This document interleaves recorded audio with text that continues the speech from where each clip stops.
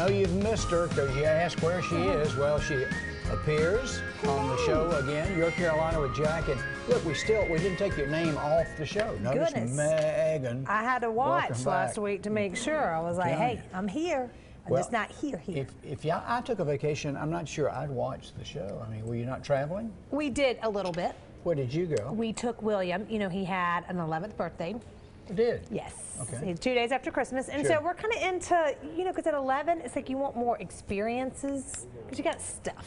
Oh, he'll have experiences. Stuff, right? So he's really into Hamilton. Yeah. Right now. So way back in June, we got tickets to Hamilton in New York and took him. Yes. But you went We've had to here. keep it secret. Didn't you I go went with your here. mom? Yes, Mom took me for my birthday. We love giving Hamilton for birthday presents. It's like a thing. So I like his face on money. That's about as close as I'll get to him, I guess. So it was like 48 hours in New York, just Jeff and I and Will. That's a you don't nice get trip. a lot of, you know, just one-on-one time when you got 3 kids. Yeah. So it was, he loved it. It was awesome. Easy flights. It was good. You know, I think every father, of course, I have 3 boys. I've made a point to do something alone with each one of them. Now, the youngest one, Jonathan, loves cars like I do. And so years ago, back in the 70s, there's a place in Detroit called the Henry Ford Museum. Yes. And so I'm going to fly him up to Detroit at some point, and we're going to spend a couple of nights and go through this museum. I love it. Cars and trains, and there's a Saturday morning show that has scenes. Yeah, it's fun when you just get that one-on-one time because it doesn't happen a whole lot. And then you weren't here on Christmas Eve, so on Christmas Eve, you know, we bring in like 100 kids. I did see some of that. Did you had kids sitting right over there. We had kids sitting here, and you know, our kids, they were super sweet. But I was watching, like, you know, as we're doing the show, and you're trying to be on air, but also focus what's happening. And I kept noticing my middle child, Griffin, who's a little bit more rambunctious. A little more reserved. No, he's not reserved. He was just reserved. I've been around him very few times. Yes, no, that's just because he was cold and wet when we were together. When he's not cold and wet, he's a little bit more of a handful. The parade, the Spartanburg Parade. Yeah, and so we're doing the Christmas Eve show, and I noticed that I keep seeing him kind of like this, and I'm like, hiding his face? Not really hiding his face, just kind of head down. I'm like, that's normally because he'd be running around, hitting the gauntlet, just being a little wild. Is he shy or nervous? So you know, I kind of felt him, and I'm like, let's go to the doctor. The flu. Christmas Day. So I had to call all those, because I took all those kids in my car. They're hanging out with Griffin. I'm like, Merry Christmas, moms. My son was just diagnosed with the flu, and we've been hanging out with your kids for like 3 hours. So luckily, nobody else got it. But it kind of put a little damper on Christmas. I guess so. I was coming out of CVS, and a lady had her window rolled down and said, "Oh, I've always wanted to meet you. Come over here." And then I got halfway to the car. She said, "Don't come any closer. The kid in the front seat has the flu." And sure enough, he had a mask on. I'm going, "Lady, you wanted to speak to me. You called me to the car." She'd say, "Stop." Right. Well, that was good. At least she didn't get you up. Yeah. So because you know, we had family coming over, so it's like, well, how do you have family coming to your house when one of you has the flu? What'd you do? Well, we started with having him wear like a little mask. Yo, it was pitiful. Like it was like the biggest scarlet letter ever. You know what I mean? It's like this little mask of shame. So we felt bad. So our family just didn't come over. Oh, that's sad. I know, right? And we were trying to make it seem like it wasn't because of him. Like, oh, well, they had, you know, something else to do. Well, it's very contagious, and they say. I know. Oh, how many deaths have there been? This is the worst flu season, I guess, in eons. Yes. Whatever an eon But is. if I ever get the flu, I want whatever kind he had, because well, kids are resilient. It was like nothing. It didn't slow him down a bit. But well, kids come back quickly. Yes. You know, this is National Cuddle Up Day. Cuddle up? Well, you girls love to cuddle. I know let's go get on some jammies and cuddle. It is National Smith Day. We salute all of you out there by the name of Smith. We have an important one in our ear. Yeah, we got Christina Millwood Smith. She married a Smith.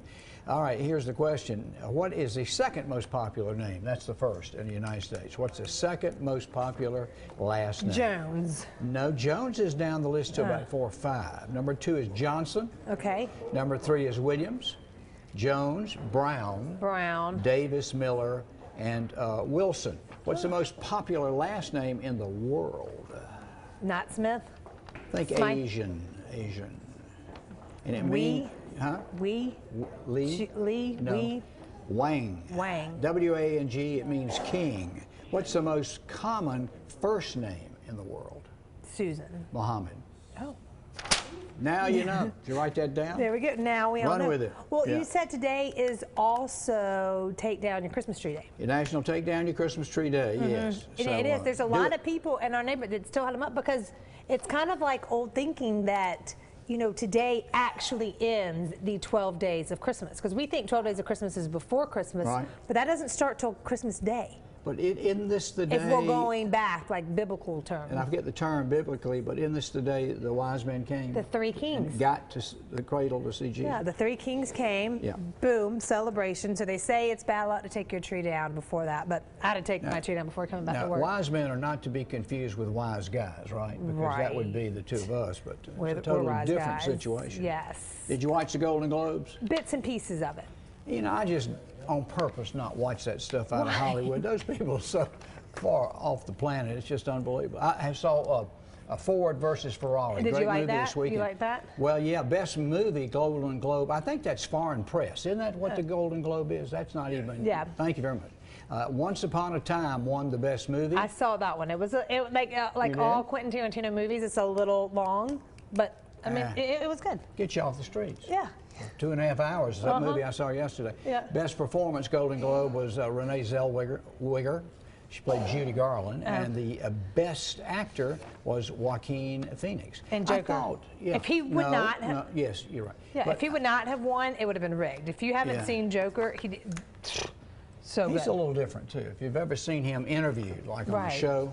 Well, the way what he puts his body through, I mean, he's devoted. Yeah, I forgot that's what he played. I just knew he won the award. Oh, yeah, well deserved. Well, today's also a special day. It's kind of our Caring for the Carolinas Day. We salute these folks, the ones that, golly, we shred documents with them. We go to places and get coats. We're going to do that tomorrow. Yeah. Look at you. I want to show y'all some stats. So when you hear us talking about Caring for the Carolinas, and it's like, well, what exactly is that? Some of the things that we have done, like you just said, the Operation Warmth. This is just in 2019, over 560 coats. Right.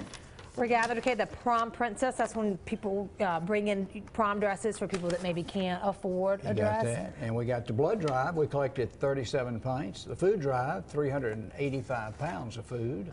So, and these are just a handful of things we do, and we give away a Caring for the Carolinas award every month, and we'll reveal January's winner. Yeah, so that kind of got us thinking, because it's very caring and it's people doing something for others. So let's bring in our good friend DeMarcus Gaston to help us answer our question of the day, which of course is brought to you by Spinks. You can go to our Facebook page if you would like to play along and submit your answers. DeMarcus, we want to know, sometimes it can get overwhelming knowing like, what can I do? I want to help, but I don't know where to start. So if you're looking for one way to give back, what is something you could do? I mean, there's so many simple things that you can do. I mean, there's so many organizations that need volunteers, volunteering your time, where there's the Humane Society, where you can go to a nursing home. When I was in school, we adopted a grandparent, and all that cost was your time. Right. To go and talk to some folks, or just, hey, you see someone sitting on a bench, hanging out by themselves, sit down and give them a good word. You know, you're mentioning nursing homes and stuff like that. I'll reveal right now briefly, those are winners, those folks that live in those type places for the January award.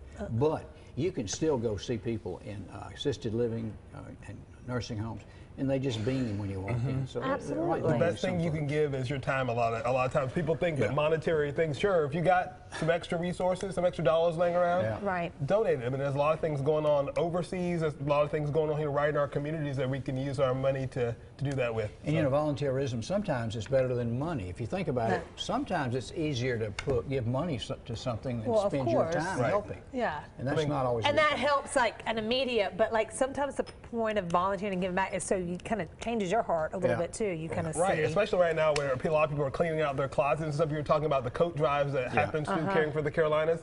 I mean, that's something very easy. What else are you going to do with those coats that are taking up all the room in your closet? So cleaning out some of your space to make room and help other folks live their best life. Well, mobile meals, Meals on Wheels. I mean, there are lots of places that need warm bodies doing stuff. Yeah, absolutely. So volunteer for Guys Day. So there we go. It's all about helping people today. And still to come, we're going to be talking about our Caring for the Carolinas sponsors. We briefly mentioned that. And we want to let you know how hard our sponsors work. There they are. Yeah. Yes. We'll talk to those guys in a few minutes. What a good-looking crew. Nice people. Plus, Jack mentioned we give away an award each month to a volunteer in the upstate. We're going to reveal the January winner coming up. And coming up later on this show, we're going to take a look back at those Caring for the Carolinas in 2019, some of the things we've done, some of the projects that you guys have helped us do. More Your Carolina, our Caring for the Carolinas edition coming up.